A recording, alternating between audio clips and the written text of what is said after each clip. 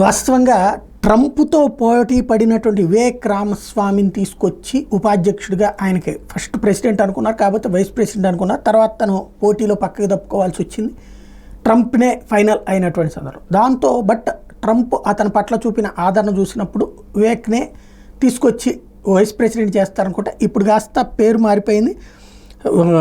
New vice presidential candidate కింద JD వ్యాన్స్ని ప్రకటించడం అన్నటువంటిది ఇక్కడ కీలకమైన అంశమైంది. After lengthy deliberation and thought and considering the tremendous talents of many others, I have decided that the person best suited to assume the position of vice president of the United States is senator JD Vance of the great state of Ohio.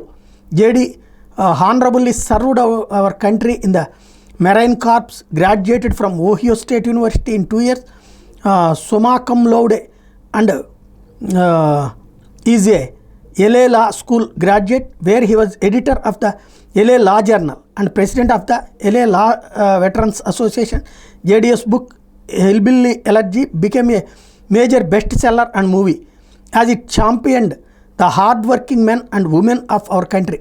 JD has had a very successful business career in technology and finance, and now during the campaign will be strongly focused on the people he fought so brilliantly for the American అంటూ అందుకోసం అని చెప్పేసి ఆయన ఎంపిక చేసుకున్నాం అంటున్నారు. కాకపోతే అసలు అంశం వల్ల భారతీయ మూలాలు ఉన్నటువంటి వివేక్ రామస్వామికి సంబంధించిన కిందసారి ఆవిడ కమలా హ్యారిస్ది వెళ్ళిపోయింది అనుకుంటే ఈ దఫా ఇతను పక్క వెళ్ళిపోతున్న పరిస్థితుంది.